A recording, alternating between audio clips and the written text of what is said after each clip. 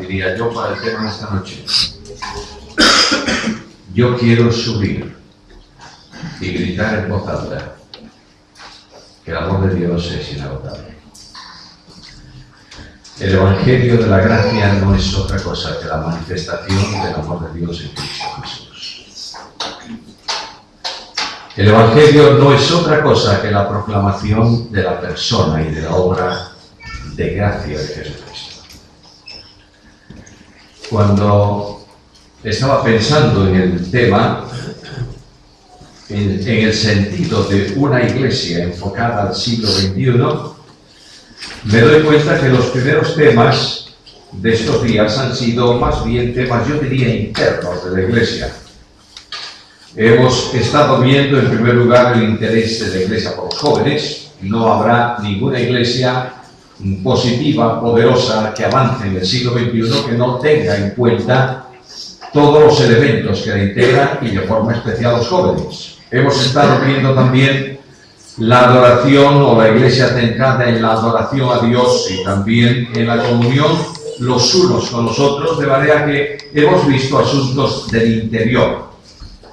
Pero cuando Cristo determina, establece su pensamiento acerca de la iglesia, Juan capítulo 17, el Señor ordena, el Señor establece, el Señor manda en plena soberanía y autoridad la evangelización. Juan capítulo 17 y versículo 18. Dice el Señor Jesús en la oración, Juan 17, 18. Como tú me enviaste al mundo, así yo los he enviado al mundo. Ahora, notad algo muy importante en el pasaje de Juan. Cristo dialoga con su Padre y le dice: Padre, el pueblo que va a nacer de mi obra, de mi trabajo, de mi servicio, yo quiero que tenga 10 características. 10 características que están ahí en el pasaje, en el capítulo. Y casi está diciendo a su Padre: Padre, yo le he dado tu palabra que sean un pueblo centrado en tu palabra. Padre, que sean uno, yo quiero un pueblo, unidad. Padre, protégelos del maligno, quiero un pueblo con protección, etcétera, etcétera. Pero llega aquí al versículo 18 y no dialoga, manda. Notad lo que dice el versículo: como tú me enviaste, así yo los he enviado. No dice yo los envío, ni yo los enviaré.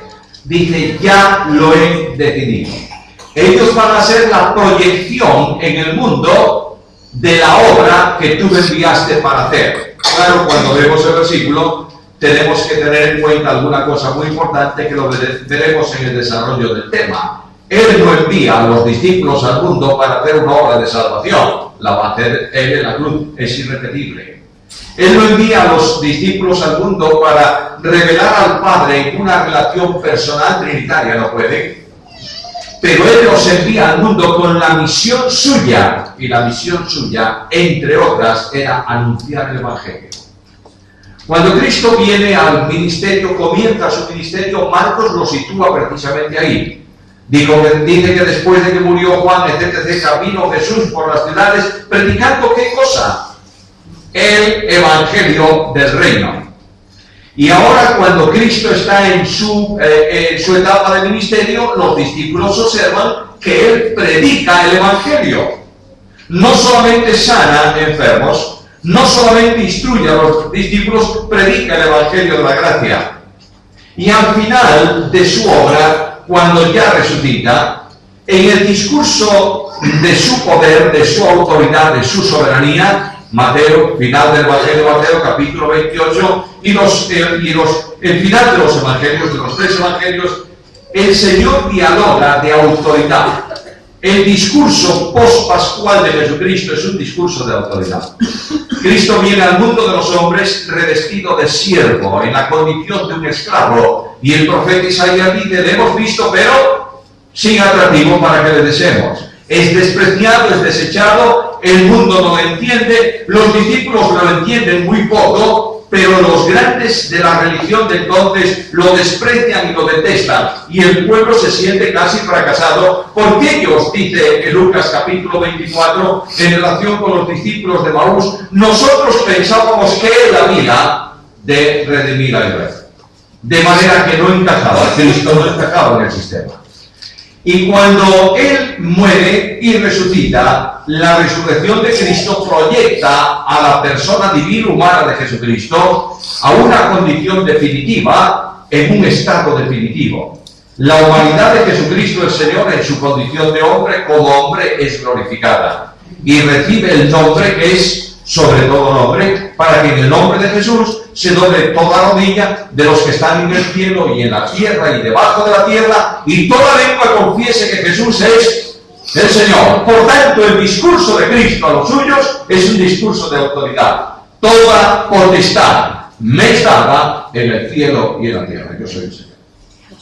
Y en esa condición de Señor, Él dice, como tú me enviaste, yo ya los he enviado.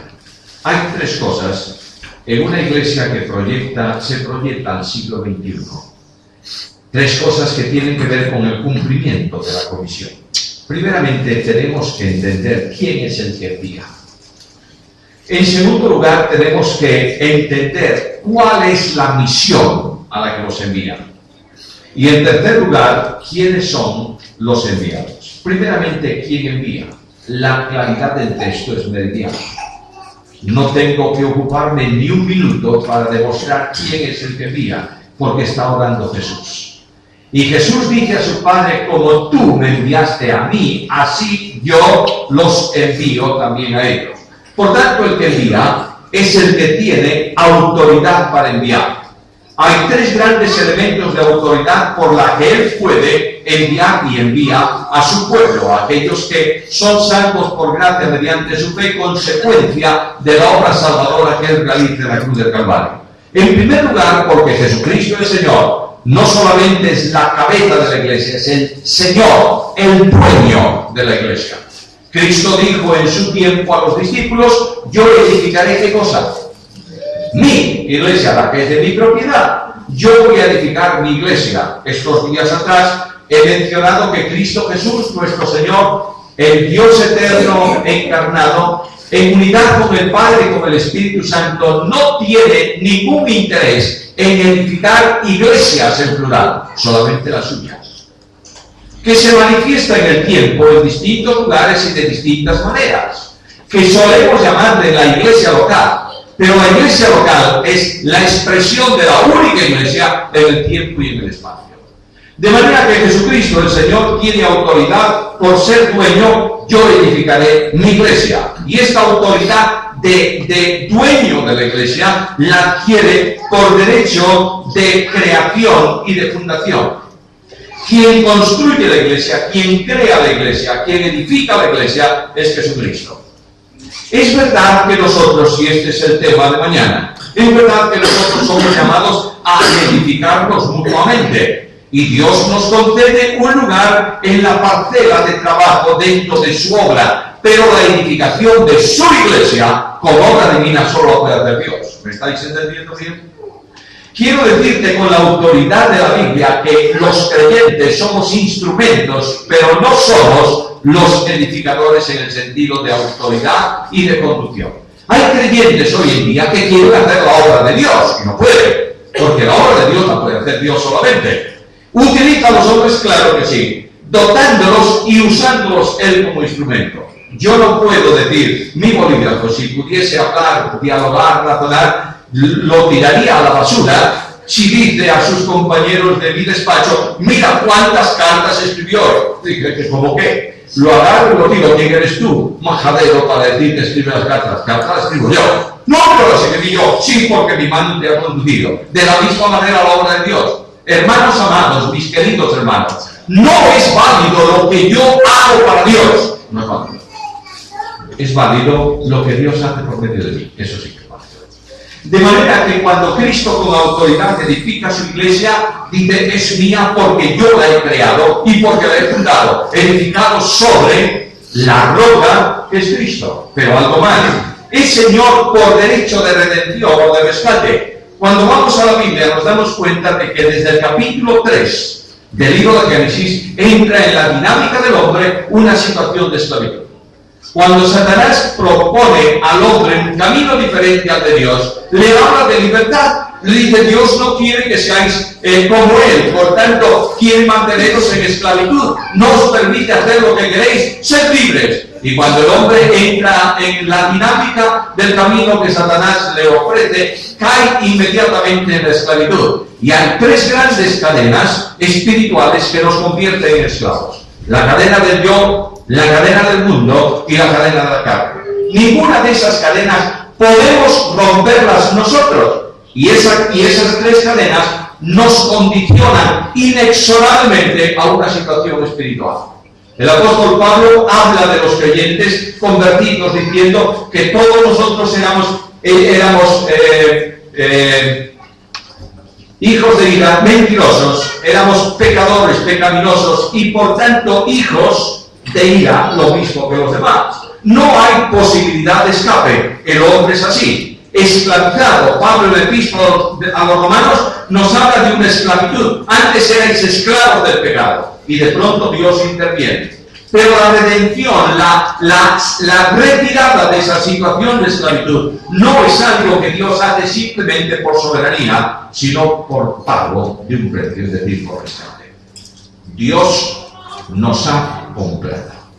Y la Biblia enseña, el apóstol Pablo enseña la carta a los Corintios y pregunta a los Corintios, ¿no sabéis que no sois vuestros? ¿Por qué? Porque habéis sido comprados por precio. De manera que Dios en el precio de la obra de Cristo abre el camino de la libertad, nos saca de la esclavitud, nos traslada al reino de su amado Hijo. Pero no dejamos de ser esclavos en el mejor sentido de la palabra. Porque Pablo dice que una vez que habéis sido libertados del pecado, habéis sido hechos siervos ¿de qué? De la justicia. De manera que estamos en una relación de servicio. En la primera relación, esclavos y sirviendo por imposición. En la segunda, siervos que sirven por libertad.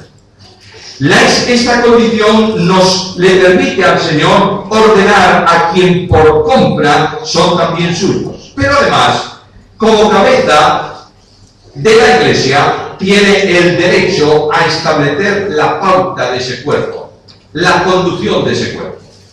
Cuando yo preparo un tema, o cuando tomo mi automóvil, o cuando camino por una ciudad, no importa lo que yo haga, mi cuerpo funciona de esa manera porque está en obediencia, en sujeción ¿a qué? A la cabeza.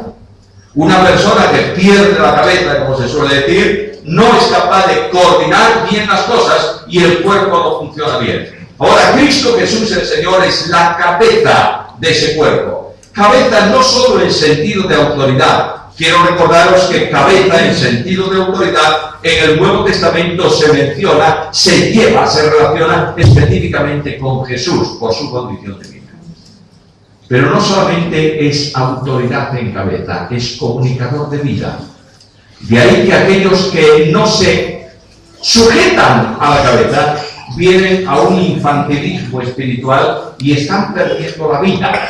No pierden la salvación, pero no pueden funcionar porque no lo hacen en dependencia del Señor. Cristo tiene autoridad porque es el dueño de la Iglesia, porque es el que compró la Iglesia al precio de su sangre y porque es el Señor de la Iglesia.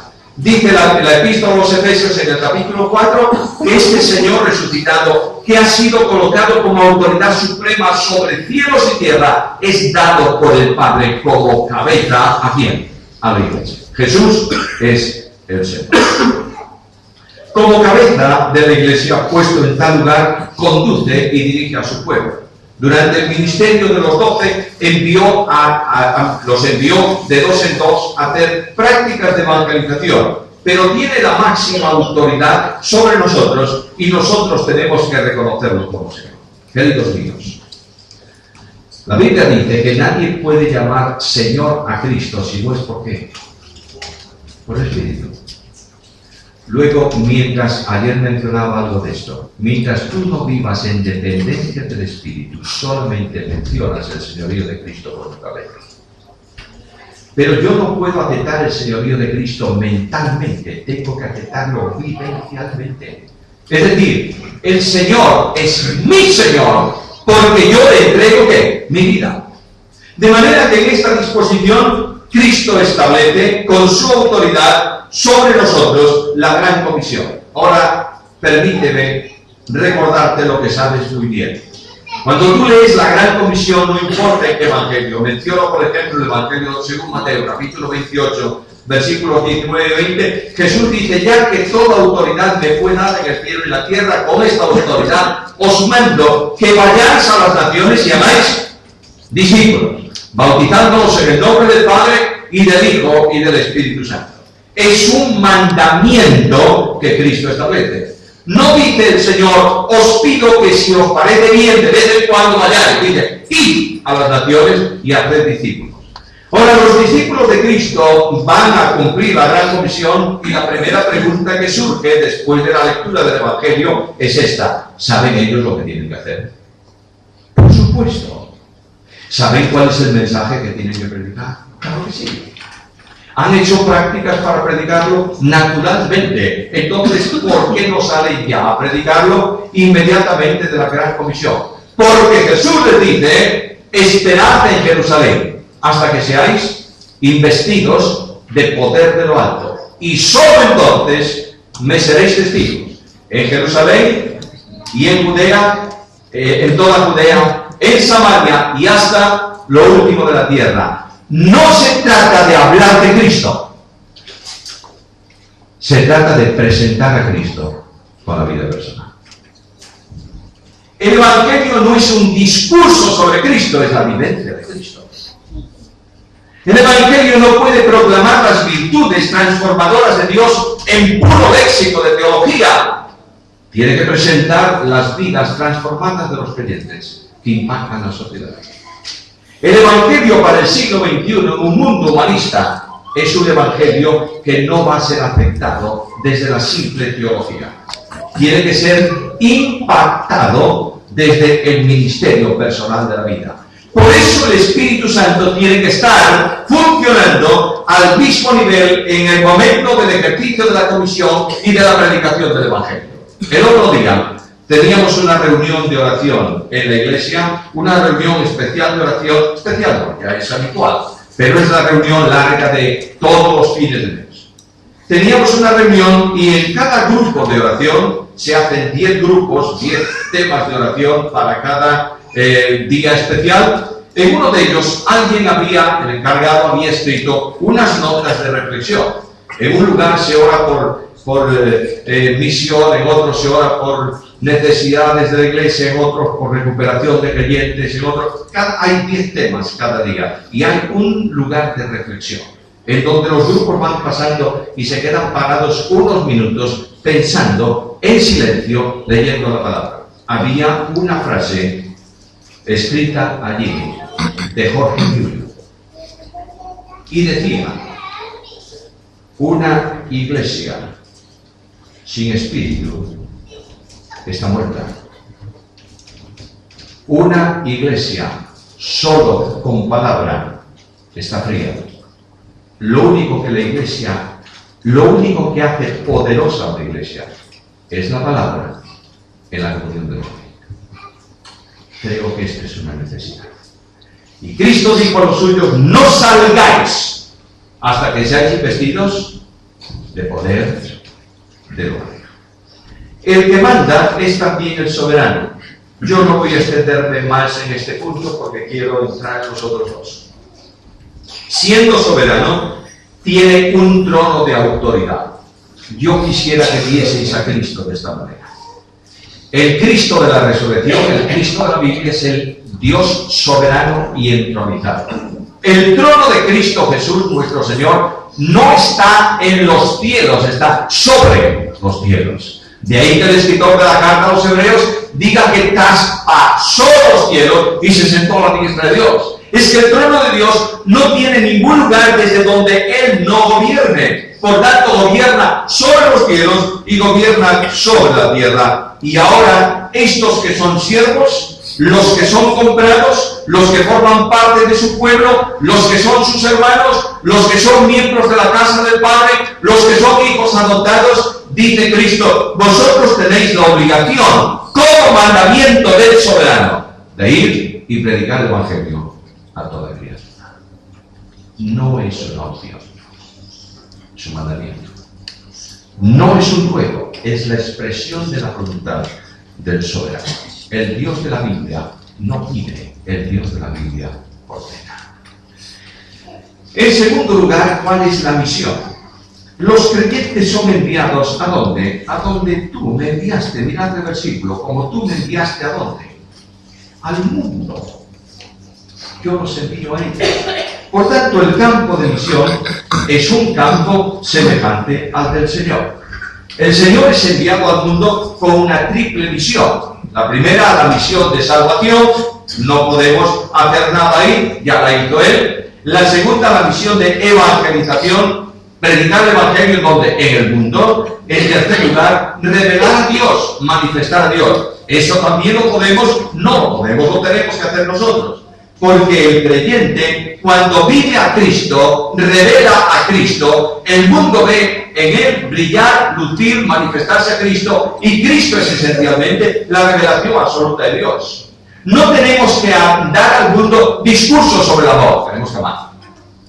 No tenemos que dar al mundo discursos sobre el compromiso, tenemos que entregar nuestras vidas en sacrificio vivo. ¿Comprendéis la diferencia? La vida cristiana es por comunión con Cristo, una vida en la que Cristo se manifiesta al mundo por medio de nosotros. Somos enviados, por tanto, en primer lugar, para evangelizar. Ahora, ¿qué es evangelizar? Bueno, la evangelización tiene que ver con la predicación, la proclamación de un mensaje. ¿Y qué es lo que yo tengo que predicar?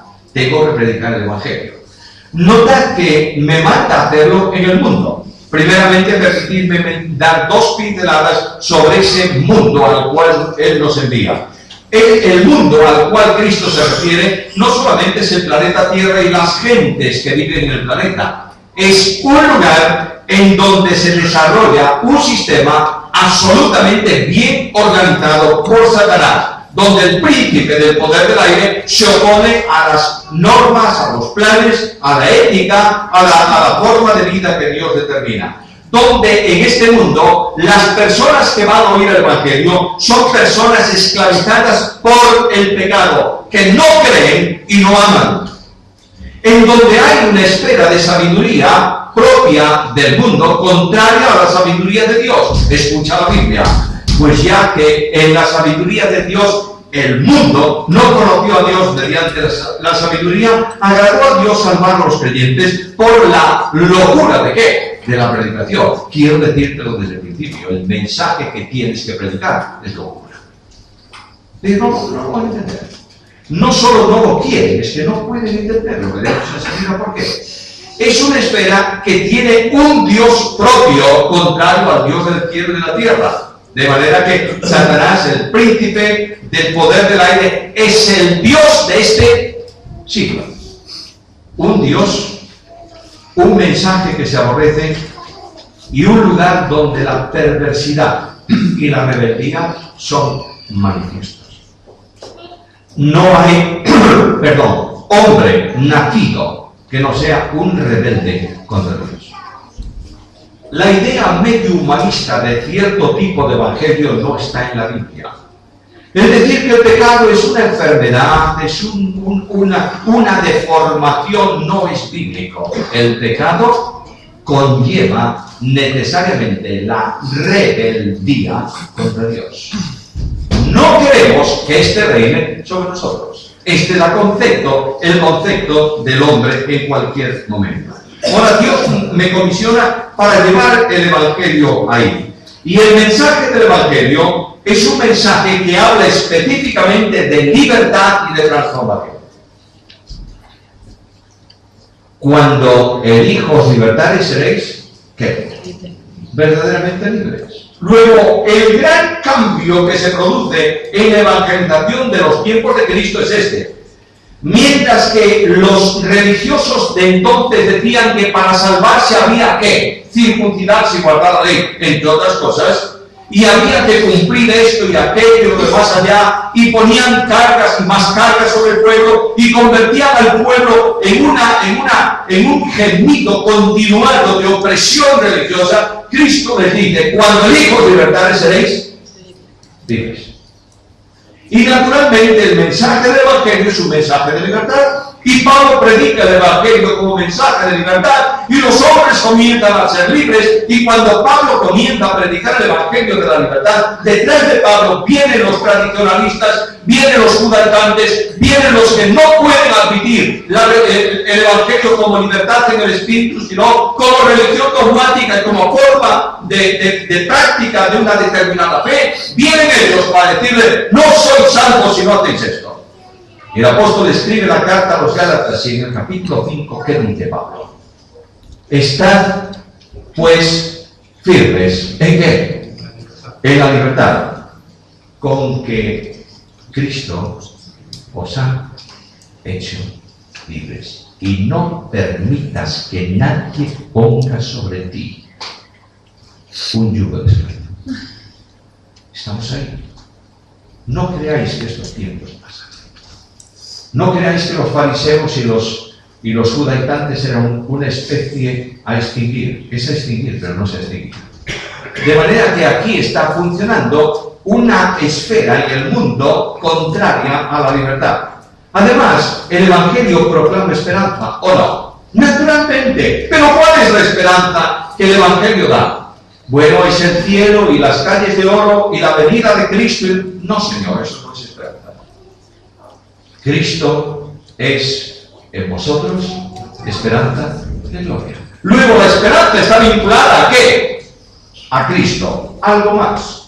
El Evangelio proclama un cambio radical en la esfera de la esclavitud y un paso a la libertad, que solo es posible por la operación regeneradora del Espíritu Santo que implanta a Cristo en la vida de los creyentes. Yo quisiera que notaseis algo. Estamos hablando de un mensaje eminentemente Cristo-céntrico. Cristo es el centro del Evangelio. Y cualquier cosa que se predique cuya centralidad no sea Cristo, no es un evangelio correcto. Ahora, yo tengo que proclamar a los hombres, enseñarle a los hombres, decir a los hombres que la condición propia del ser humano es una condición de caída. Tengo que decirle a los hombres que por sí mismos son incapaces de superar su propia condición. No hace falta nada más que les lea con detenimiento, con calma, sin comentario ninguno, el capítulo 7 del Epístola a los Romanos, en donde hay una persona que explica, que es Pablo, que dice: ahora yo sé que tengo que hacer esto y quiero hacer aquello y lo otro, lo de más allá, y al final de todo, ¿qué dice Pablo? Miserable de mí, ¿quién me librará de este cuerpo de muerte? Tengo que decirle a los hombres, en un mundo humanista, decirle que son incapaces de superar por sí mismo esa condición de rebeldía por más que lo intente. Y tengo que decirle que los hombres están alejados de Dios. ¿A causa de qué? De sus malas obras. Y tengo que decirle al mundo que no quiere escuchar el Evangelio que el pecador se pierde no por sus muchos pecados, sino por el pecado de rechazar la gracia de Dios. El que cree en el Hijo tiene vida, y el que rehúsa creer no verá la vida. El Evangelio que tengo que predicar es un mensaje que presenta la obra redentora del Salvador. Tengo que decirle al mundo de hoy que Cristo, el Hijo de Dios, irrumpió en la esfera de los hombres para resolver no el problema de su drogadicción, ni el problema de su ludopatía, ni el problema de no sé qué, de cualquier aberración moral o social. Tengo que decirle que Cristo irrumpió en el mundo de los hombres para resolver el problema del hombre. A veces oigo por ahí un mensaje de Evangelio que dice: tenemos que predicar para que Dios libere a los drogadictos. Bueno, claro que sí, naturalmente. El Evangelio transforma al drogadicto. Pero el Evangelio no es un mensaje orientado a un sector específico, sino a los hombres. Por tanto, el problema que el Evangelio tiene que resolver es el problema del hombre. Y tengo que decir, hoy en día, en un mundo cada vez más humanista, y no olvidéis que la Iglesia va caminando hacia una situación en donde su entorno se humaniza cada vez más y donde el hombre empieza a ser el centro neurálgico de todo, tengo que decirle que la salvación es de Dios. Escúchalo bien. No puedo decir que Dios hizo parte de la obra y tú tienes que hacerlo. No. Escucha la Biblia. La salvación es de Jehová. Dios hizo toda la obra y lo único que tú tienes que hacer es creer, es decir, aceptar la obra de Cristo, pero eso no es una obra. Es simplemente la obediencia al mandamiento de Dios. Dios manda ahora a todo hombre en todo lugar que se arrepienta. Tengo que hablar que la salvación no se produce por consecuencia de caída, sino por iniciativa de Dios. Y tengo que recordarle permanentemente lo que la Biblia dice, que Dios nos llamó y nos salvó y llamó con llamamiento santo, no conforme a nuestras obras, sino según su propósito y la gracia que nos fue dada en Cristo cuando antes de la creación, antes de los tiempos de los siglos. Quiere decir que antes de que Dios dijese en su autoridad, sea la luz, Dios dijo antes de eso, sea la luz. Y la obra de salvación sale de Dios. Y tengo que predicar que el Salvador designado es la persona admirable de nuestro Señor Jesucristo. Y tengo que decirle que la salvación se produce en una obra de redención, de sustitución, de expiación, lo que tú quieras llamarle, se produce cuando el tiempo de Dios se sintonizó con el tiempo del hombre, no al revés. Es decir, cuando vino el cumplimiento del tiempo, Gálatas 4:4, Dios envió a su Hijo, nacido de mujer, nacido bajo la ley, para que redimiese a los que estábamos bajo la ley, a fin de que recibiésemos la adopción de hijos. Y tengo que decir en el mensaje del Evangelio que el mundo, que Dios ha reconciliado consigo al mundo. Y tengo hoy para este mundo el ministerio, el mensaje de la reconciliación.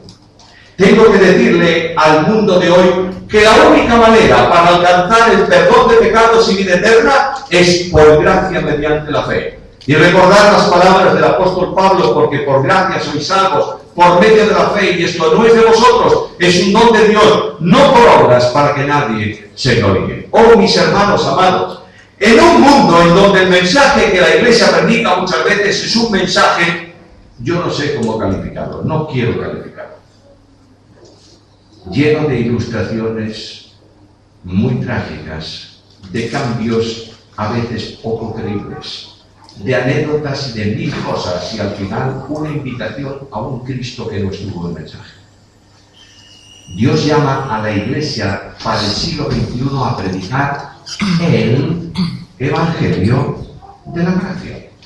Y en ese Evangelio yo tengo que tener mucho cuidado también para recordar a los que escuchan que el Evangelio no es simplemente una aceptación de un mensaje espiritual o religioso que va a producir consecuencias en el futuro. No, tiene que producir consecuencias en el presente.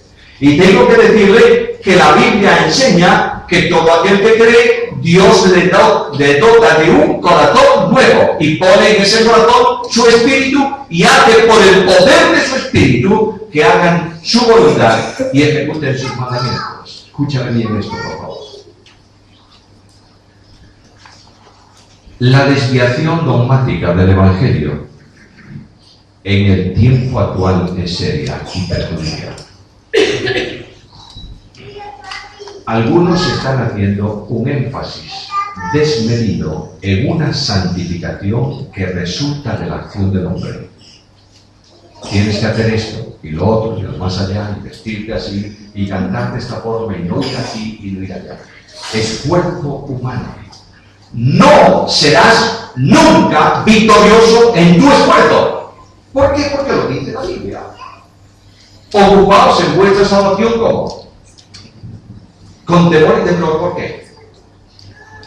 Porque Dios es el que produce en vosotros así el querer como el hacer por su buena voluntad. Tengo que decirle a la iglesia y a los creyentes que tienen que ser santos, por supuesto, naturalmente, la santidad no es una opción, es la única forma de vida. Pero tengo que decirles que la única forma de ser santos es vivir en el poder del Espíritu de Dios. Y que sólo así hay cambio y hay transformación. Y tengo que decirles a los creyentes que me rodean, a los jóvenes de nuestras iglesias, que no somos distintos al mundo por convicción religiosa, sino porque tenemos una nueva naturaleza y somos una nueva creación. ¿Te das cuenta? De la misma manera que un animal de aire no puede vivir debajo del agua porque su naturaleza es contraria, así un creyente no puede vivir en la condición perversa del mundo porque ha nacido de nuevo. ¿Me has entendido? Es el evangelio que la iglesia tiene que predicar en el siglo XXI. Pero permíteme algo más y voy a pasar a otro. El evangelio es un mensaje inalterable. ¿Por qué? Porque no procede de nosotros, sino que viene de Dios. El apóstol Pablo dice es que el evangelio que yo predico no lo reciben hombres, sino directamente del Señor, ¿verdad? Y él dice, si un ángel del cielo o alguno de nosotros os anuncia otro evangelio que el que os hemos anunciado, sea anatema. Es el mensaje inalterable porque es un mensaje que procede de fuera de ti. Cuando vas al libro de Apocalipsis, en el capítulo 14, en el versículo 16, Juan describe la visión de la proclamación cósmica universal del evangelio. Y lo presenta en un ángel que tiene en su mano el libro, el Evangelio. ¿Y qué dice la visión? Dice que vi un ángel parado que tenía en su mano el Evangelio, ¿qué? Eterno. Evangelio eterno solo es posible que proceda de Dios. El único que puede ser eterno es Dios. Y este evangelio, que forma parte expresiva para los hombres de la obra de redención, no surge en el tiempo, antecede al tiempo. A lo largo de la historia de la humanidad, el evangelio fue predicado en distintas formas, de distintas maneras, pero esencialmente el evangelio proclama lo mismo en cualquier momento, en cualquier dispensación. Solo por gracia, mediante la fe y la salvación es de Dios. Ahora digo yo, bueno, tengo un mensaje complicado, pero voy a predicarlo. Pero Dios me dice, espera un poco. Porque la misión de la iglesia no es solamente una misión de comunicación oral de un mensaje. Os envío para que seáis mis testigos. Cuando recibáis poder de lo alto, entonces seréis mis testigos. Cristo vino al mundo con una misión, dar testimonio de la verdad. Escucha lo que dice él. Yo para esto he venido y para esto he nacido, para dar testimonio de la verdad. Juan 18:37. Y el mandamiento para los suyos es este: cuando venga el Consolador, al cual yo os enviaré del Padre, el Espíritu de verdad, el cual procede del Padre, él dará, ¿qué? ¿Testimonio de quién? De mí. Y vosotros daréis testimonio también, porque habéis estado conmigo desde el principio. ¿Sabes lo que está diciendo Cristo? Solo es posible dar testimonio de Cristo en el poder del Espíritu. Porque testificar de Cristo es manifestar a Cristo visiblemente en el mundo. Ahora mira lo que es Cristo. Cristo como luz brilló en las tinieblas o no. Naturalmente. Y él dijo, yo soy la luz del mundo. ¿Lo dijo Jesús? Claro. ¿Qué dice Jesús a los suyos? Vosotros sois la luz del mundo. Te responde. Tú no puedes brillar en un mundo en tinieblas con tu luz, sino con la luz de Cristo. Quien fue llamado testigo fiel y verdadero, ¿quién es? Fue Jesús. ¿Y qué establece para los suyos? Vosotros, a mí seréis testigos. Como tú me enviaste, así yo os envío. Ahora escucha bien. ¿Cuál es el testimonio que Pedro da de la vida de Jesús? Dice, vosotros sabéis que él pasó haciendo ¿qué? Haciendo bienes. Y ahora, y él fue santo. Él fue absolutamente santo. De manera que él envía a los creyentes con su poder, con el poder del Espíritu, para que pasen por la vida haciendo ¿qué? Haciendo bienes. Otra cosa más, ¿Jesús impactó en su tiempo por un ministerio de amor? ¿Sí o no? Claro que sí. Pongo un simple ejemplo que todos vosotros conocéis. No la parábola del hijo pródigo. Alguien me dice, es una parábola, está bien, un hecho histórico concreto. Hay una vez en que traen delante de Jesús una mujer que dice el texto bíblico había sido tomada en el mismo acto del adulterio. ¿Cuál es la reacción final de Jesús? Ni yo te condeno. Vete y no peques más. Este concepto de amor visible en los creyentes es la identificación, el carnet de identidad de la Iglesia. Escucha la Biblia. No voy a tomar ni una palabra mía siquiera.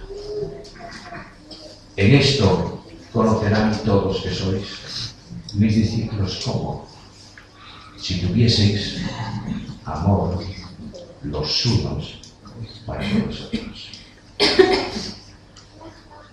¿Recuerdas la negación de Pedro? ¿La recuerdas? Sí, seguro que sí. Pedro negó al Señor ¿cuántas veces? 3 veces. Ahora Cristo resucita. Voy a abreviar esa historia.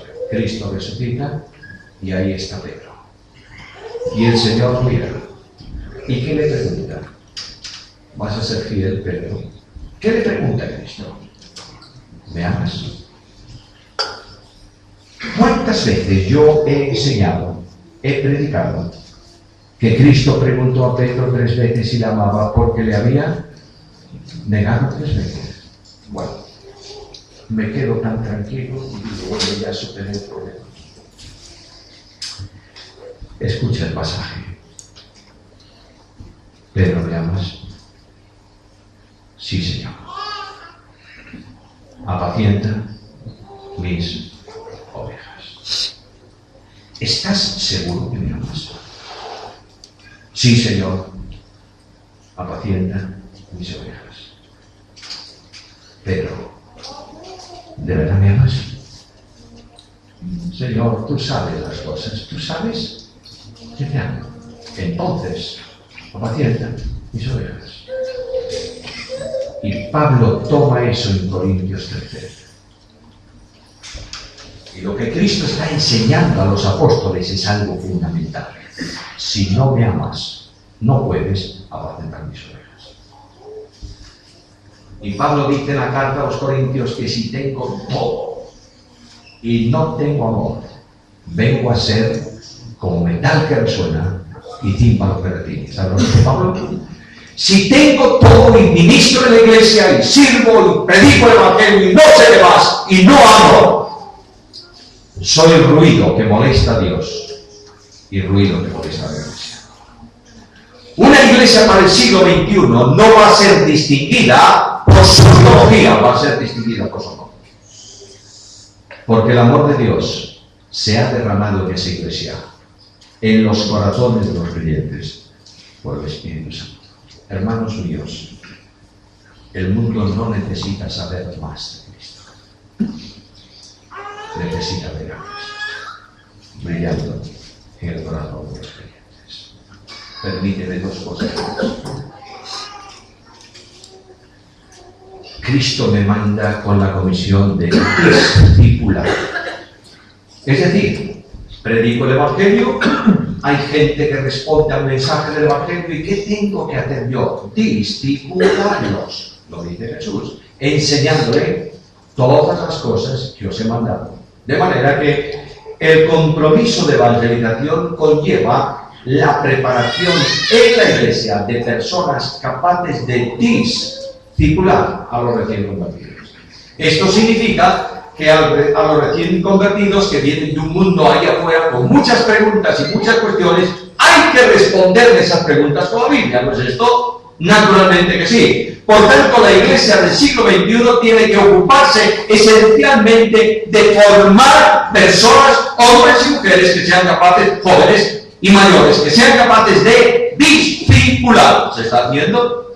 Hay en la iglesia un curso de formación para el ministerio del discipulado. Hay un grupo de personas que están preparándose para que cuando entra una persona de la calle y dice yo quiero recibir a Cristo, automáticamente haya uno de la iglesia que se ponga a su lado y le diga, te voy a enseñar los fundamentos de la fe. Disciplina. Pero algo más. La iglesia del siglo XXI en misión evangelística no está puesta solo para la salvación de perdidos. Está puesta para la restauración de caídos. Hace 2 años más o menos, en nuestra iglesia en Vigo abrimos un ministerio que se llama Oveja 100. ¿Qué es Oveja 100? Muy fácil.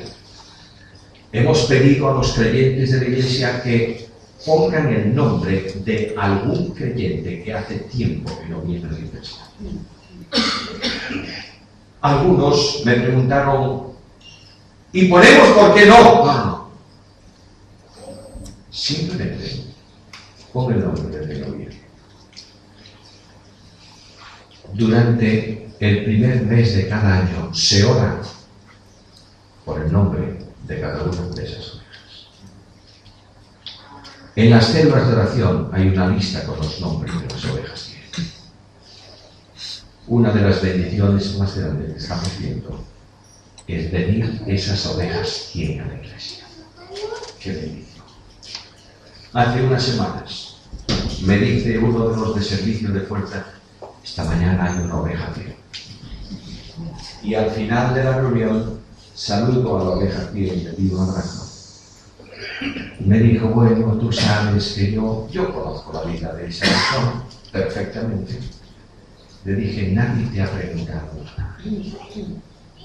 Simplemente quiero que sepas que la iglesia está feliz de verte esta mañana en la congregación. Siempre.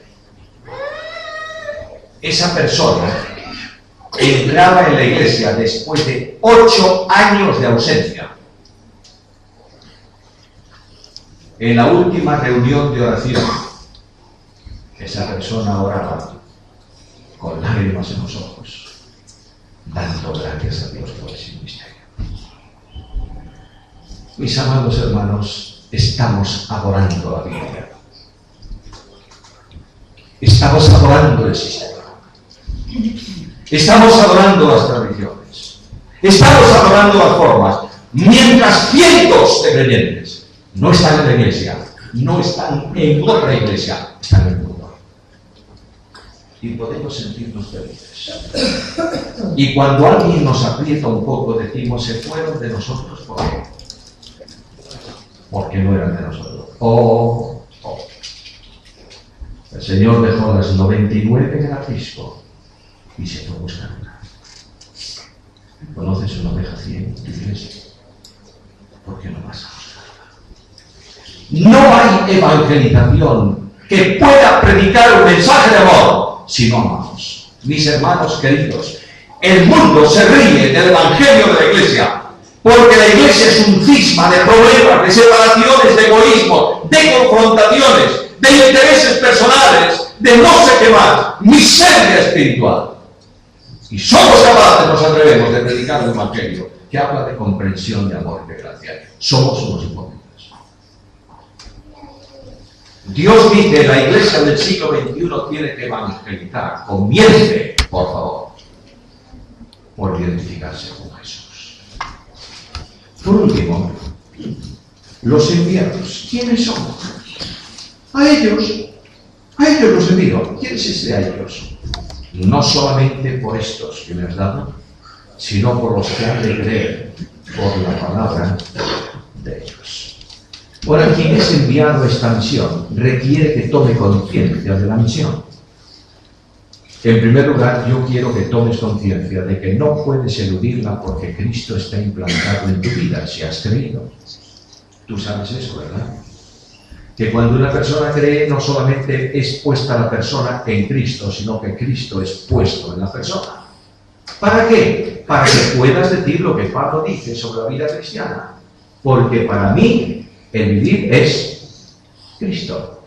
Vamos a dejarnos, por favor, de seguir dando doctrina sobre Cristo. No digo que hay que cortarla, hay que darla. ¿Está claro? La doctrina tiene que ser mantenida y enseñada. Pero ¿qué os parece si somos capaces de identificarnos con Cristo de tal manera que en lugar de hablar del amor de Cristo, expresemos el amor de Cristo? Que en lugar de pensar cómo tendríamos que hacer esto, preguntemos en la Biblia, en el poder del Espíritu, cuál es el pensamiento de Jesús sobre este asunto y hagámoslo. Que en lugar de hablar de lo que tenemos que hacer, reproduzcamos a Cristo en nuestra vida. Y cuando esto es así, el Evangelio impacta, el poder del Evangelio toca vidas, porque hay referencias de que ese poder no es una teoría religiosa, es una evidencia en la práctica.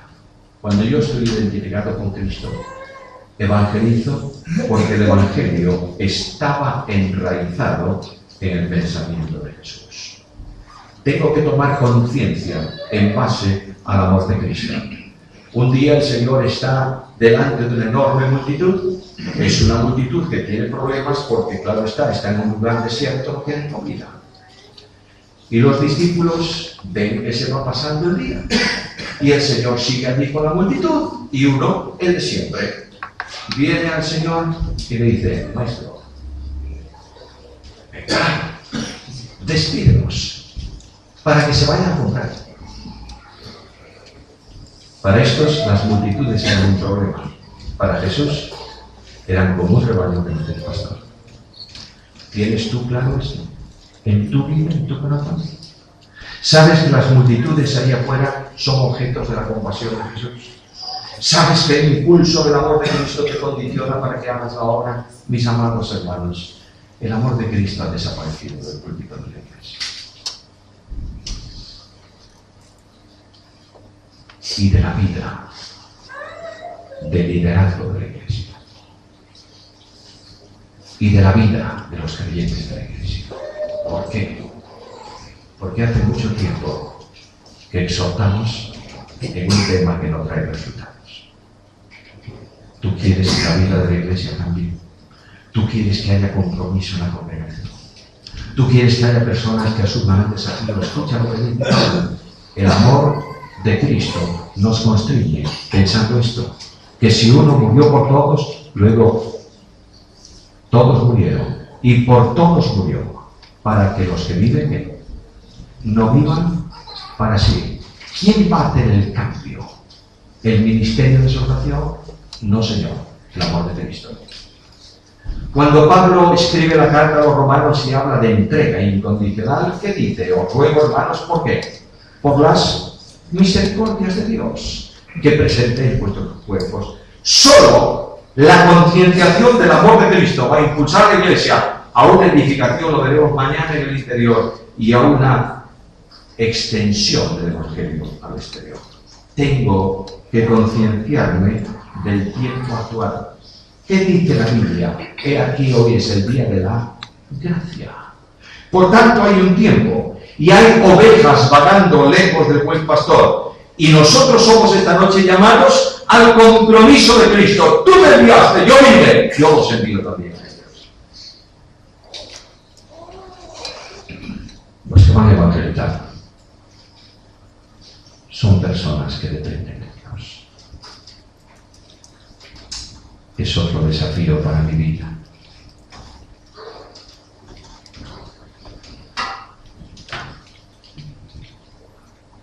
A lo largo de los últimos tiempos, Dios me ha enseñado esto más que nunca. A depender de Él. A guardar silencio y aceitar su voluntad. A poner mi problema en su mano y ser confiada. Sé que Dios quiere lo Son personas que se presentan al Señor no con manos llenas, con manos vacías. Son personas que cuelgan sus títulos detrás de una percha y vienen al Señor diciendo solo tu gracia. Son personas que claudican de sus glorias y dicen al Señor: no tengo nada, Señor, pero te tengo a ti. Cuando aquellos 5 misioneros salieron aquel martes por la mañana en la selva del Ecuador para evangelizar a los indios Aucas, y murieron los 5. Antes de tomar la avioneta aquella mañana para hacer el primer vuelo, hizo 5 vuelos aquella avioneta aquella mañana, llevando a los misioneros a la playa del río Curaray. Antes del primer vuelo, los 5 matrimonios se pusieron de rodillas alrededor del río. Y después de orar cantaron diciendo: por fe yo voy sintiendo mi flaqueza, mas en tu gracia apoyado estoy. En tu poder está mi fortaleza. Descanso en ti y en tu nombre voy. Hermanos míos, solo en su nombre, solo en su poder, solo en su gracia. Yo quisiera que esta noche aquella palabra de la profecía no es para nosotros, es una palabra profética, pero creo que tenemos licencia para aplicarla bíblicamente. Dios ha venido esta noche a tu encuentro para decir: ¿a quién enviaré? Y estudia la opción de decirle al Señor ahora: vete aquí, envíame. Hay jóvenes que tenéis, lógica, muchos años por delante, hay matrimonios jóvenes. Esta noche en este lugar queréis decir al Señor: cuenta conmigo, cuenta conmigo. Voy a prestar mi vida a tu deseo y a tu voluntad, cueste lo que cueste, pase lo que pase, haya que pagar el precio que haya que pagar. Quiero ir para mí. Mientras la Iglesia no haga una reflexión y acepte el desafío, no tendremos Iglesia para el siglo XXI. Como tú me enviaste, así yo los envío. Que el Dios de gracia haga su obra por su Espíritu en nuestros